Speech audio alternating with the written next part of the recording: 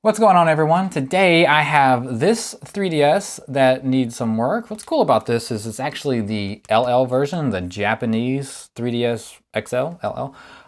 That's cool. I've never actually seen a Japanese 3DS, so that's kind of neat. It does turn on, it does work for the most part. It's just that touchscreen is completely unresponsive, so that's a problem. And they sent in actually another 3DS XL, except for this one is in fact the XL version, the English version. And after charging it, this one does turn on and this one's touchscreen does work. The problem with it is it's kind of in really bad shape. The thumbstick's messed up and that hinge is on the verge of completely falling apart, which is really bad because those hinges are definitely a weak spot. But they sent this one in because the touchscreen works and they wanted to know if I could swap out parts to maybe get the LL version fully working. But I'm gonna try and fix this one without having to cannibalize parts from the XL first. I think that would be better, and that would be, I don't know if it would be easier, but then at least they would have two working consoles and they can figure out what they want to do with this XL. If they want to reshell it or try and really just glue that piece down. It looks like it's already been glued once, but that is a disaster waiting to happen, unfortunately. So let's get this apart and we'll see if we can't help fix it.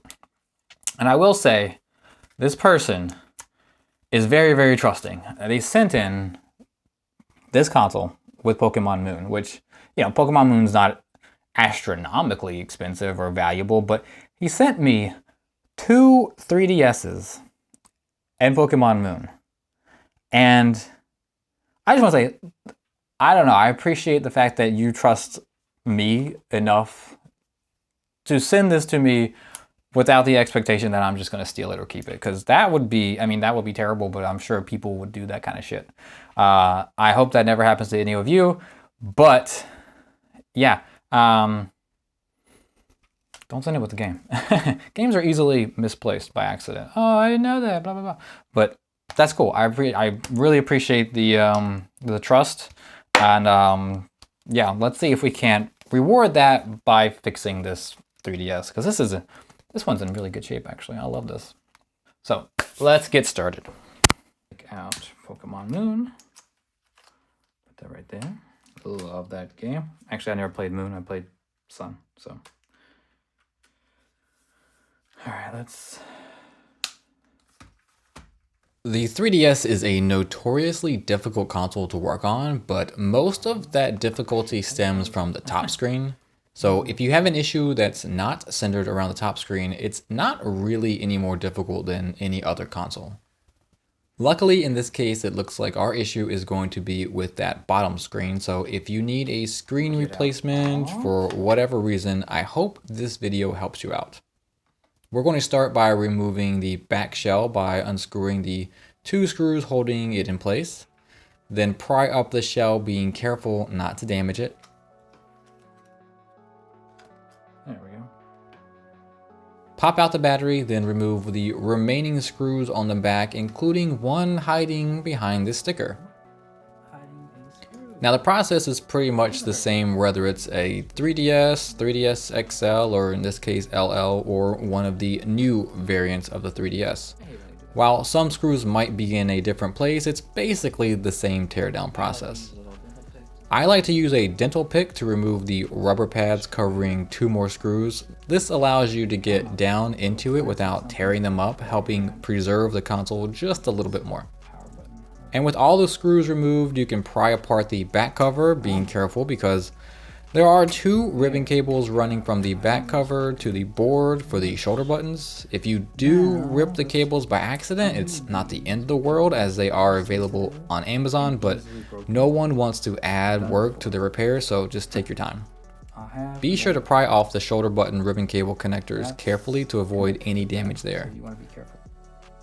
I tried recalibrating the touchscreen, but that didn't work. I also tried just reinserting this lower screen data and touch cables, but again, that did nothing to help. So the only thing left was to get to that bottom screen, which meant fully disassembling the console. Okay. There are several ribbon cables and parts you need to remove. The Wi-Fi board. This small board here. Come off just for safekeeping. The 2 ribbon cables on the bottom.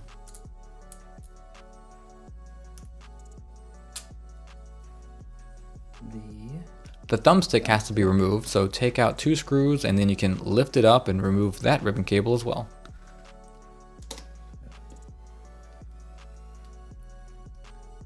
The power button can slide out next. Slide that out just to keep it safe. This one out the way. The 2 ribbon cables in the corner. Out the way. One here.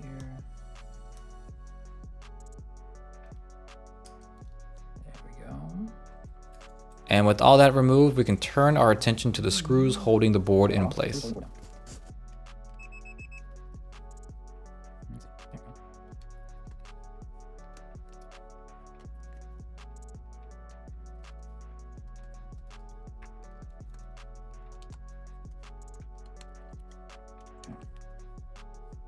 Now lift that board out, being careful because there is one more ribbon cable attached to the underside of the board.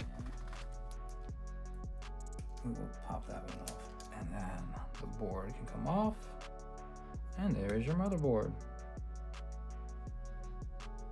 Also, good looking shape. And here's our touchscreen. All you need to do to remove it is put a little pressure on the underside and it should lift up. Now this one actually lifted up pretty easily. There is a thin layer of glue that holds them in place.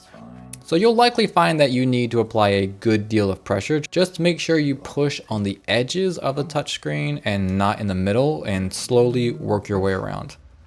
The XL version screen was a lot more stuck in there. There we go. Good job. And with the touchscreen out, I couldn't figure out why it didn't work.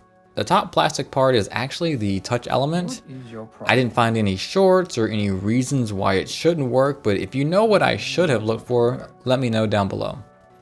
I think it is possible to just replace the touch element and not the entire screen, but I think they're usually sold together, so I don't know how much you're going to save just buying the touch element.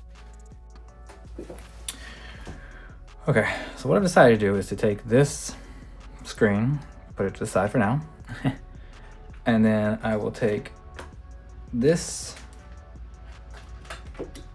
3DS XL apart, put the screen in here to see if it works. So then that one will work and will be good. And then I'm gonna take another look at that digitizer screen and see if I can fix it, because I'm worried that it might not be the screen, but it might actually be the board. And if that's the case, it's gonna be an issue that we don't want. Let's get this apart. So now we get to take another apart. Well, since you've already watched me take that one apart, and I don't think you really want to watch me take this one apart, we're gonna skip that, all right? So, all right, now we can get this one off. Flip it over, remove this one.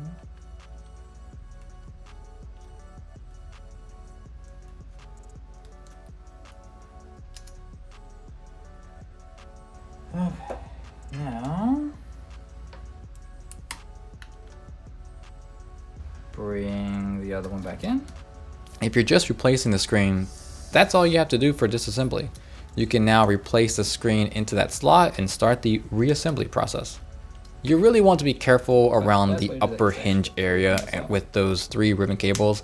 This is the area that makes the 3DS so difficult to work on. Those cables are very sensitive, and if one of them is damaged, there's a chance the system won't turn on anymore. And to repair any one of them means having to take apart the upper screen, remove those cables through the hinge, and somehow, by the grace of God, thread them back through. It's not enjoyable. This back down.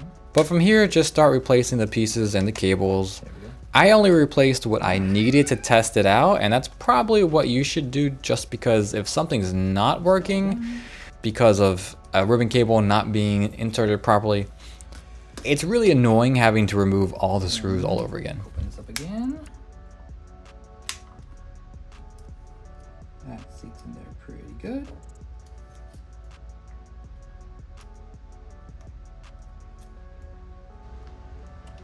There we go. Now I think that's enough stuff put back together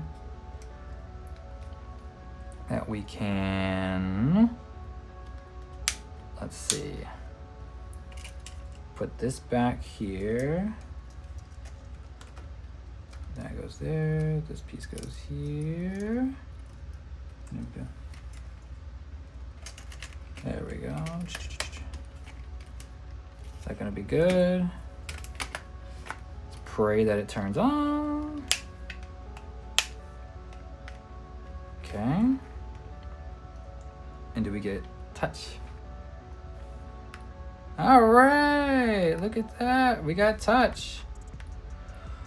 So that does tell me that, well, at least this is working well. And it does tell me that it was the touch screen. For some reason on that one does not want to respond. Oh man. All right, awesome. That is sick. And if we put the game card in here, you love the game? Yeah, you love the game. All right, so I'm gonna finish putting this completely back together. Power off, power off. Never mind, okay. That's awesome. I'm very, very excited for that. All right. I did try out the non-working touchscreen in the XL console, but it still didn't respond. So it's clear it's a problem with that specific part, which is better than it being a problem with the console itself. And all right, well, now we've got that fixed. We have a working 3DS LL and a mostly working 3DS XL. That touchscreen just still doesn't want to be responsive. So I think maybe just replacing that touchscreen element, which I do believe you can buy separately, you don't need an entire new bottom screen, would probably fix that issue. Still not going to fix that broken hinge issue, but at least it's on this side of the board and not the side with the ribbon cable, so that should be, at least somewhat better. Anyway, glad I could fix this one and get it working. Just basically a screen replacement on it. It is a very nice looking 3DS LL, well taken care of. I do like that. They both look really good. I mean, even this one looks okay. All right, that'll do it for this video. I hope you enjoyed it. I hope you learned something useful from it, whether it's just about taking apart your 3DS XL so that you can get to those components, or what it takes to replace some of the screens. Yeah, I do hope this helped you out. And if you enjoyed the video, please give it a like, and we'll catch you in the next one.